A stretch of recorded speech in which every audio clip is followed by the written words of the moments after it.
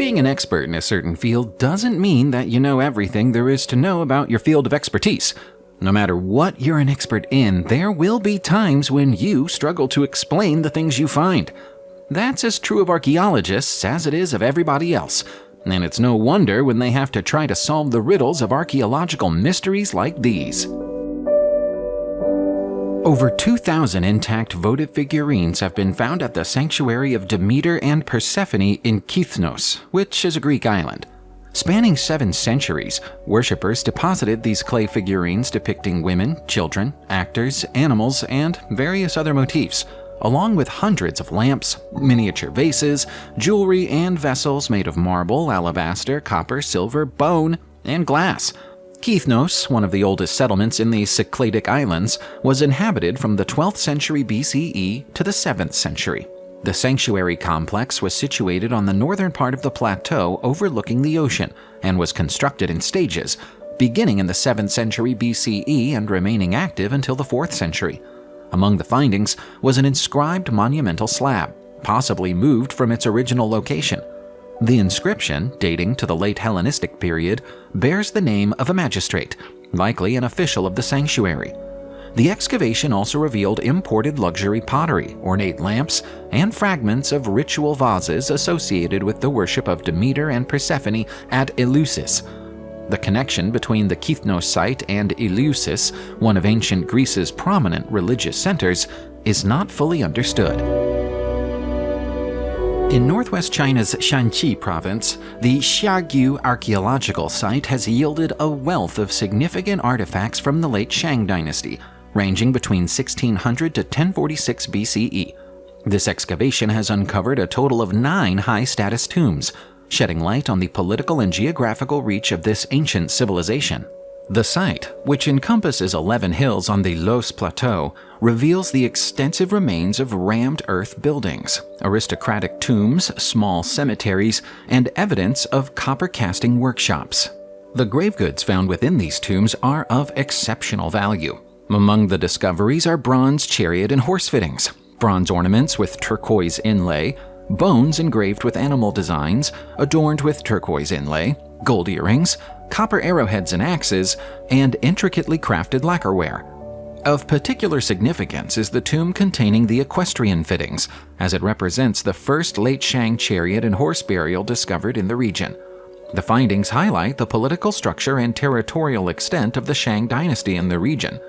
Notably, the presence of bronze chariot and horse fittings, jade objects, bone artifacts, lacquerware, and tortoise carapaces resembling those found in the ancient city of Yin, the capital of the Shang Dynasty, provides compelling evidence of close commercial and cultural connections between the people of the Loess Plateau and those residing 350 miles east in the Central Plains, suggesting a closer relationship than was previously understood.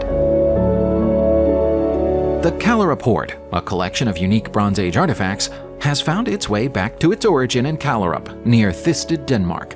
Discovered in 2019, this hoard is now set to be a highlight at the new Thisted Museum's grand opening. Comprising 4 bronze figurines of remarkable craftsmanship, the hoard was initially discovered during an archaeological survey for a development project. The standout piece is a bronze figure of a double-faced man, each face adorned with a horned helmet. Alongside this, a large ceremonial axe made of bronze was found, measuring about a foot in diameter and featuring spiral ends.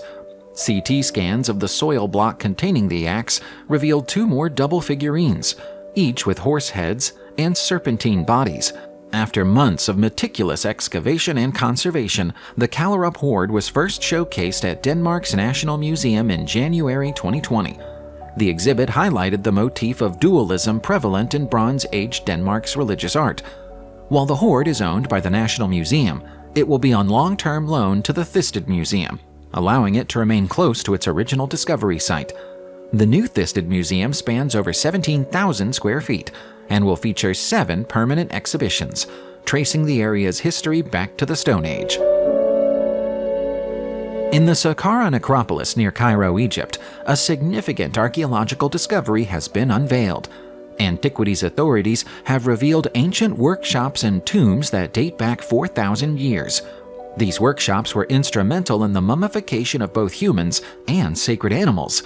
They were adorned with scenes from daily life, providing a vivid glimpse into the past. Mostafa Waziri, Secretary General of the Supreme Council of Antiquities, shared that they discovered the largest embalming workshop for humans and animals ever found in the country.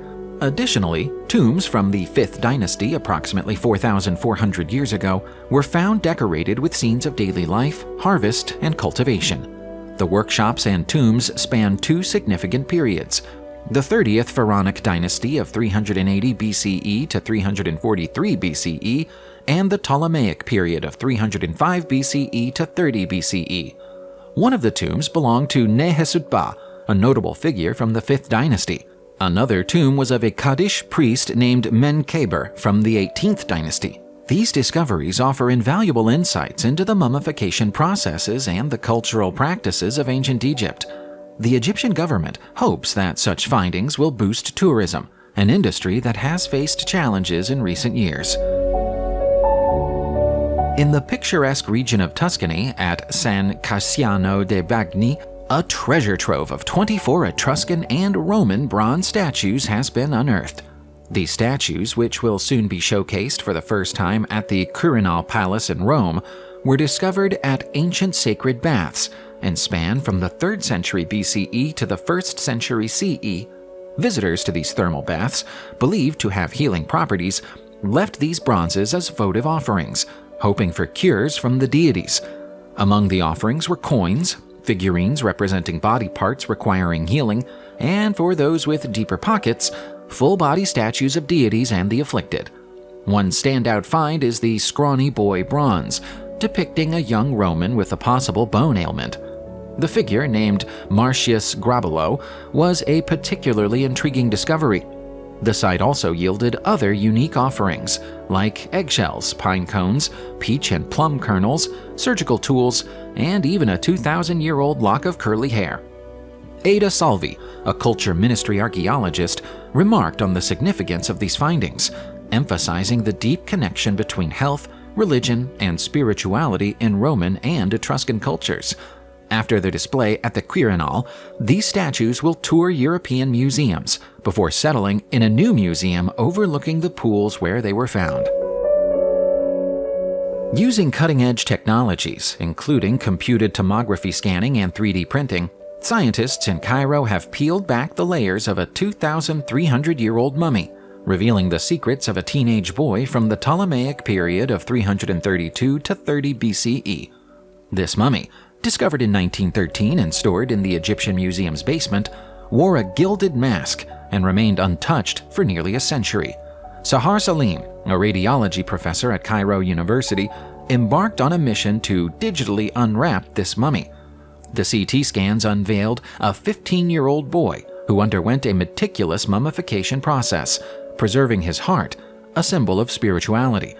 The scans also revealed 49 gold amulets, intricately placed within the mummy's wrappings, representing various symbols like the Eye of Horus and the Knot of Isis.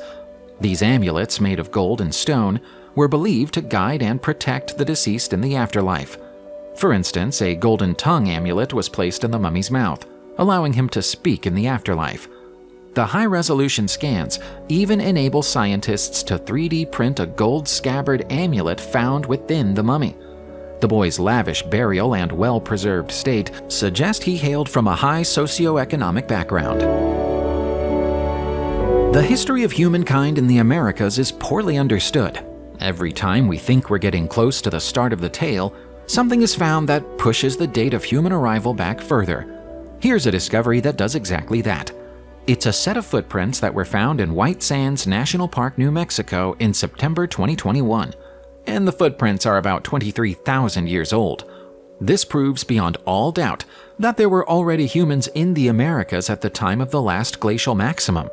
Most of the prints appear to belong to teenagers and young children, with only a few adults present. Prior to this discovery, most archaeologists believed that the earliest date that could be given for humans arriving in this part of the world was 16,000 years ago.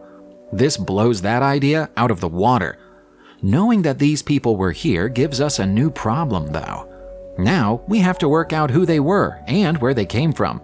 People didn't suddenly spawn right in the middle of North America, so they must have got here from somewhere else.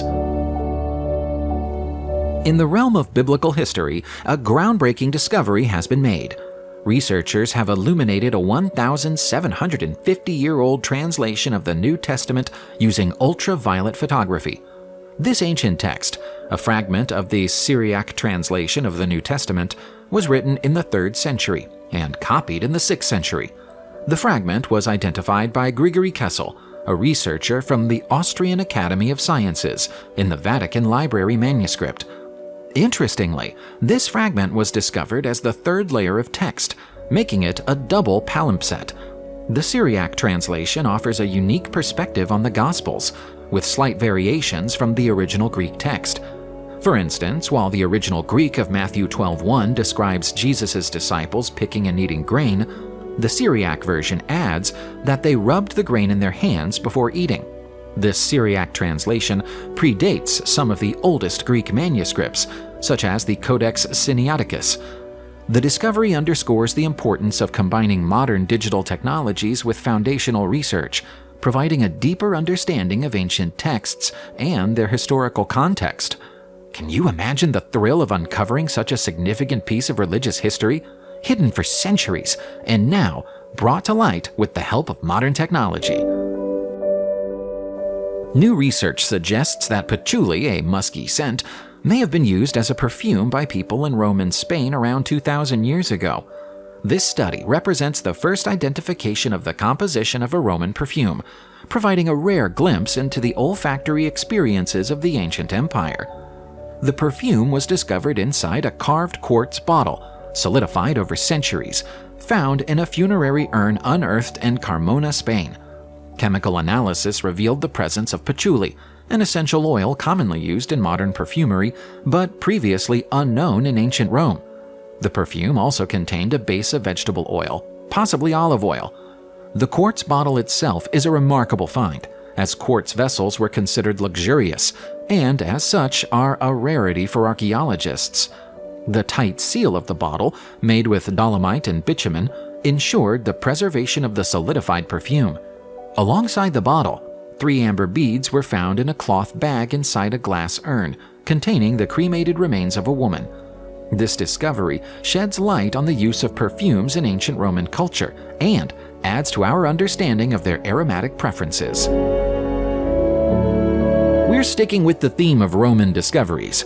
Archaeologists in the town of Thuron, France, have uncovered an ancient Roman craft district near a canal. The well-preserved site corresponds to a flourishing craft area that existed over 1,700 years ago, during the early imperial period.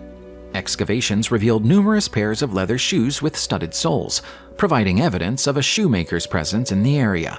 Additionally, fragments of cut leather indicated the existence of an unfurnished footwear workshop. The reasons the workshop was never finished are unclear, as whoever made it clearly had enough shoes to sell. The canal has also been found to contain cow bones, suggesting the presence of a nearby butchery. Archaeologists further discovered a structure with ovens, including 2 blue glass cylinders, indicating the presence of a glassmaker's workshop. Ruins of another canal, road, and another unidentified large structure were also found in the vicinity. This discovery marks the first ancient canal found in the Nord-Pas-de-Calais region.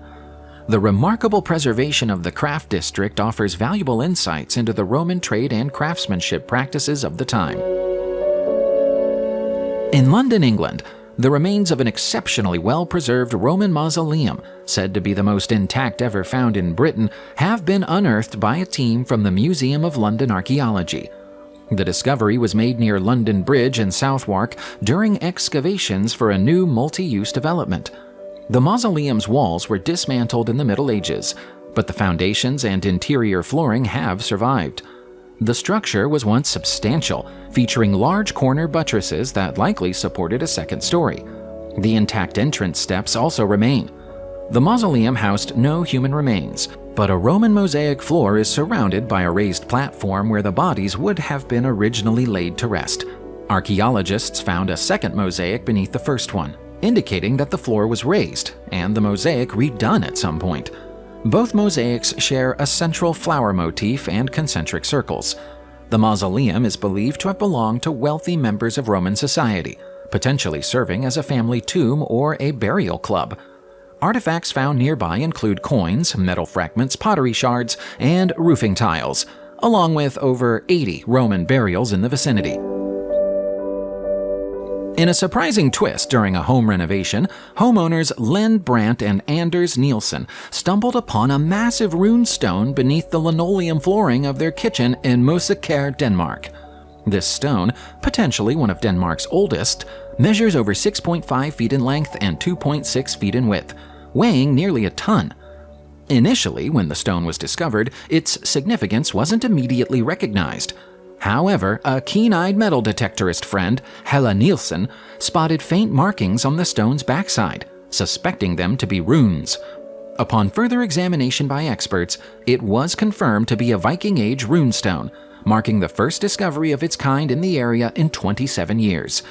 Interestingly, only 5 runes have been deciphered from the stone, translating to "after B." This suggests the stone might have been a memorial for someone whose name began with the letter B. The style and typology of the runes hint at their ancient origin, possibly dating back to the 8th century CE. This significant find is now housed at the Museum of East Jutland for further analysis. It just goes to show that you never know what might be hidden directly beneath your feet. Subscribe to the channel, turn on the notification bell, and enjoy watching new videos on my channel. Thanks for watching, and see you soon!